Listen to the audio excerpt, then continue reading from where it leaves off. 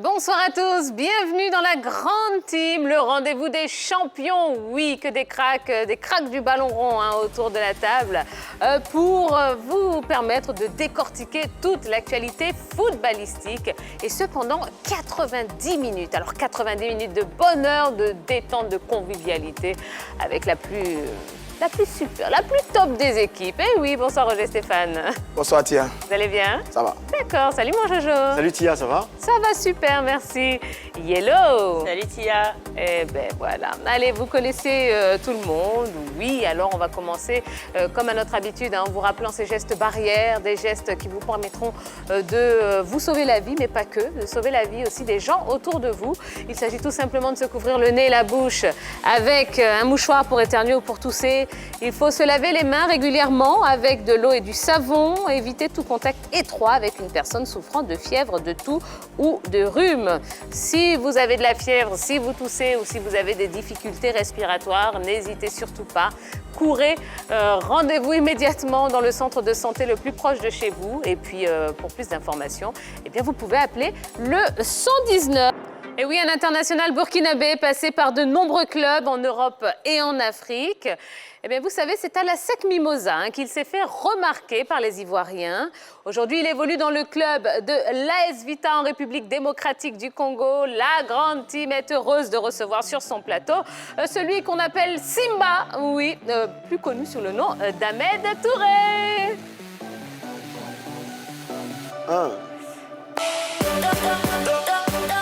Bonsoir Ahmed. Bonsoir Tia. Vous allez bien? Et vous? Oui, ben ça va super, on est content. Merci d'avoir accepté notre invitation. De rien. Alors, comment ça se passe au Congo? Ça se va très bien. Oui. Je pense que c'est pas pareil comme à Abidjan, mais ça va quand même. C'est mieux ou c'est moins bien? Dites-le. Tous les deux. Et n'ayez pas peur.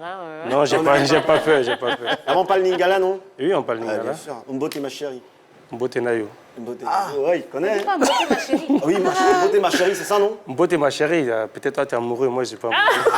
Non, pas à toi, non. Non, pas à toi, non, pas à Non, toi. on est tous témoins. Jojo lui avait dit beauté, ma chérie. Non, je disais, j'avais l'impression Attention, à des attention. camarades congolais. Le scoop. Attention à vos tendances, attention. Alors, justement, ce surnom Simba, il vient d'où? Il vient du Ghana. Quand j'étais à la Chantier Kotoko, je pense qu'on était allé jouer un match contre une équipe du nom du Simba, depuis la Tanzanie. Ce jour-là, j'étais sur le banc, Kotoko était mené 3-0 et je suis rentré à la deuxième mi-temps, j'ai fait quadruplé. C'est depuis ce jour qu'on m'a remis le nom Simba. Ah, donc rien à voir avec le Congo où on sait Non, rien à qu'en voir. Swahili, Simba veut dire lion. Le lion. Donc peut-être que... Non? Ah ben ça vient du Ghana. Oui. Eh bien comme quoi, voilà, on n'en finit pas d'apprendre des choses dans la grande team. Allez, D'Angelès. Ouais, tout de suite, petit pas de course. Eh oui. Le Simba, elle a 2 lions sur ce plateau. Ah, oui. Il y a un petit lion, un lionceau. Je ne dirai pas lequel est le grand lion, lequel est le lionceau. Salut D'Angelès. Bonsoir Tia. Alors, justement, qu'est-ce qu'on peut dire sur notre invité?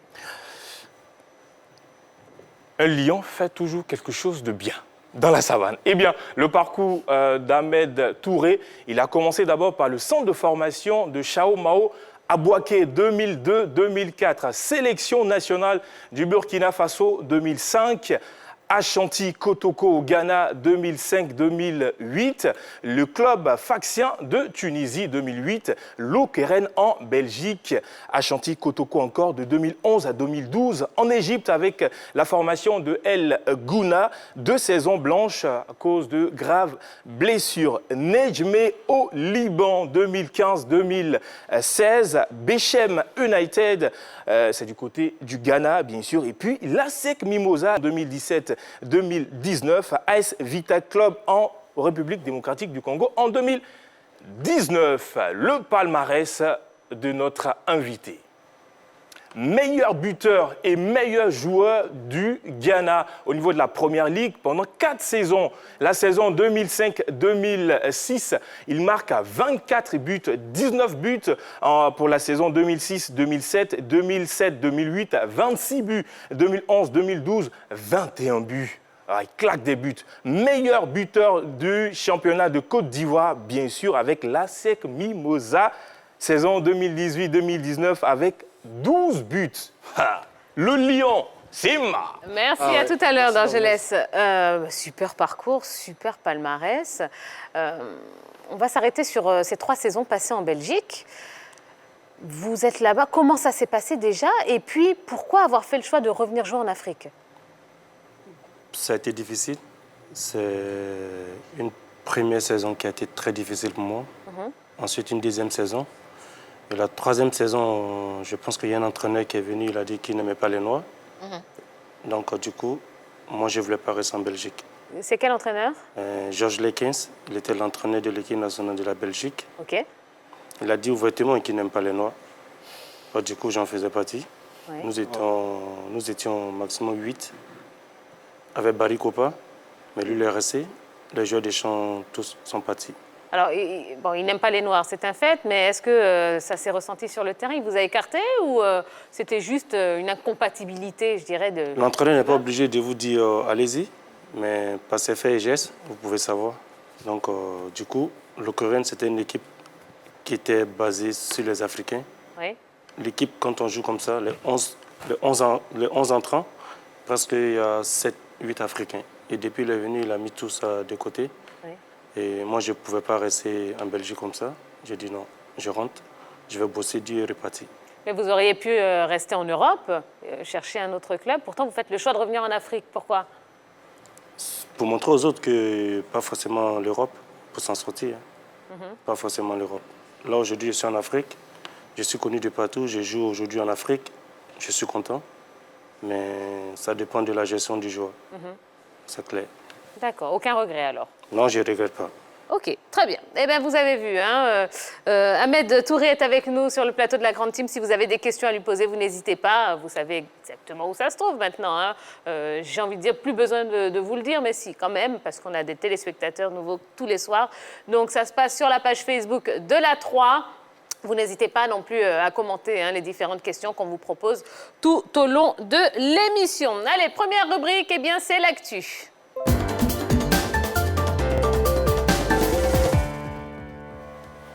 L'actu avec Roger Stéphane. On va parler de la CAF, la Confédération africaine de football. La crise sanitaire du coronavirus perdure et la CAF est toujours aussi silencieuse. Problème financier ou stratégie? Eh oui, la CAF, dont on attend toujours la réaction. Hein. Bah oui, on a l'impression que ça ne réagit qu'en Europe. Nous, on est là, on attend un petit peu. Alors, bon, est-ce un problème de finances, hein? Est-ce que la CAF a les moyens de faire face à cette crise? C'est ça, peut-être, la grande question. Eh bien, on vous la pose sur la page Facebook de la 3. Ici également au plateau, la CAF a-t-elle les moyens de faire face à cette crise du Covid-19? Oui ou non sur les ardoises? Allez, on y va. Non, tout le monde dit non, sauf Jojo qui dit oui. On commence avec Roger Stéphane. Oui, je pense que la CAF rencontre quelques difficultés quand même en ce moment, parce que son histoire récente a été émaillée un peu de quelques scandales financiers. Donc, en ce moment-là, ce n'est pas facile du tout. Rappelons-nous qu'il y a eu un audit qui a été, demandé du côté de la FIFA et qui a fait d'ailleurs, qui a fait venir d'ailleurs le secrétaire général de la FIFA pour faire un audit. Donc à partir de ce moment-là, je crois que la CAF est en difficulté en ce moment, parce que rappelons-nous également que sur ces différents scandales-là, eh bien, Ahmad Ahmad, le président de la CAF, avait été arrêté à Paris, interpellé à Paris il y a quelques années.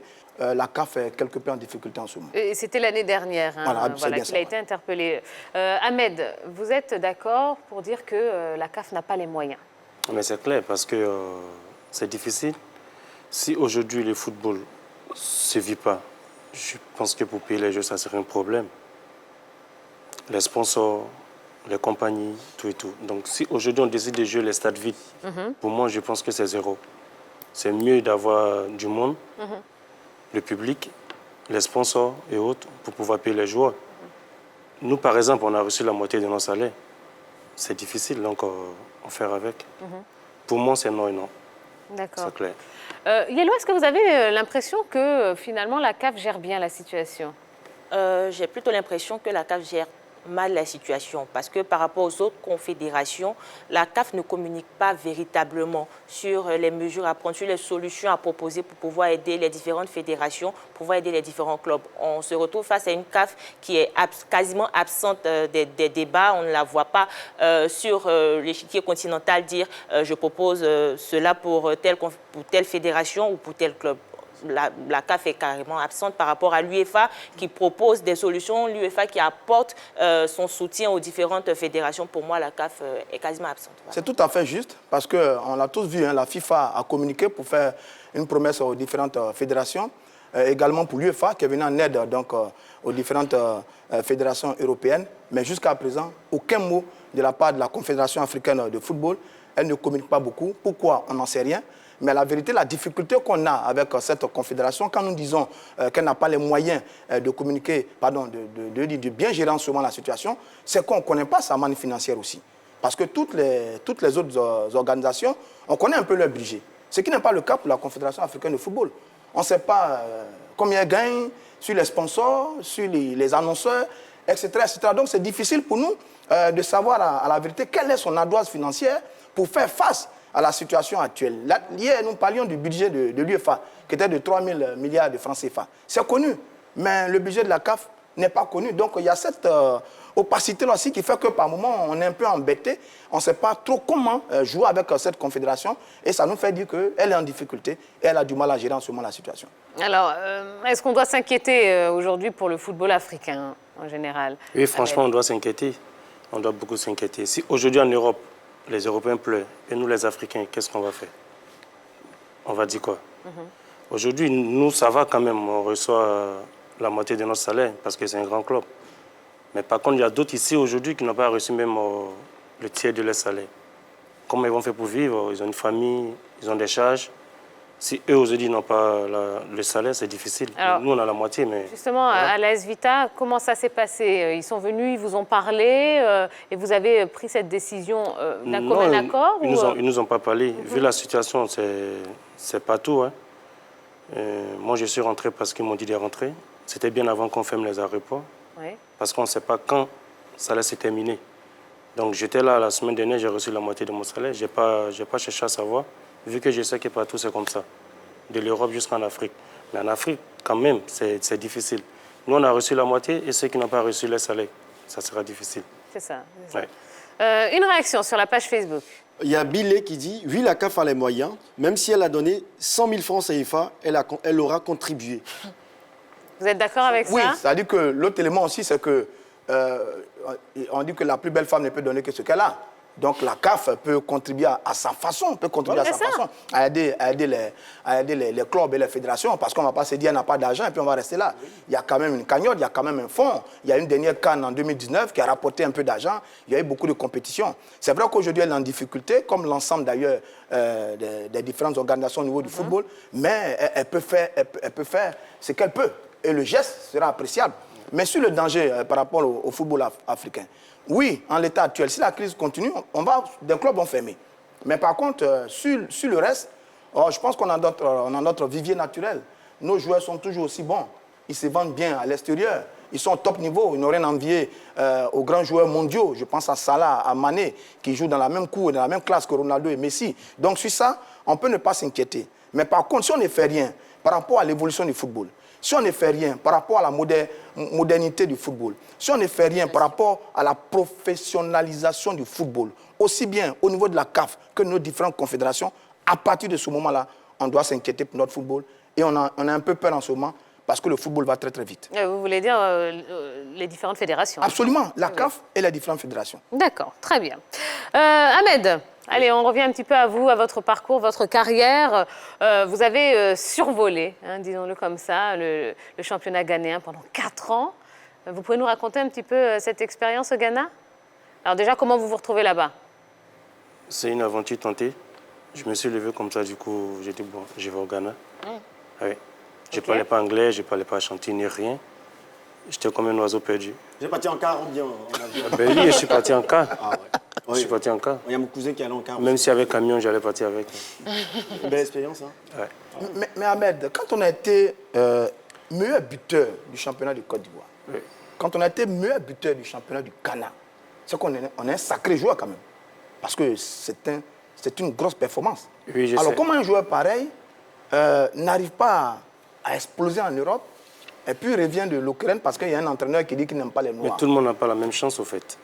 Tout le monde n'a pas la même chance. Aujourd'hui, sur le plan africain, moi, je suis connu de partout. Ah oui. Ça, c'est clair. Mais je n'ai pas la chance, j'ai pas la même chance que Sané, Sadio Mané et autres. Tout le monde n'a pas la même chance. Aujourd'hui, tu vas voir d'autres qui sont plus de talent, mais qui sont encore en Afrique, qui n'ont même pas un club. Donc, ça peut arriver de partout. Mais pourquoi la destination particulière du Ghana? Vous auriez pu partir dans les pays maghrébins et tout. C'est du Ghana, je suis parti au club Faxien. Faxien, je suis parti en Belgique. Mais Donc, pourquoi voilà. commencer par le Ghana? C'est ce que je vous demande. Comme je l'ai dit, c'est une aventure tentée.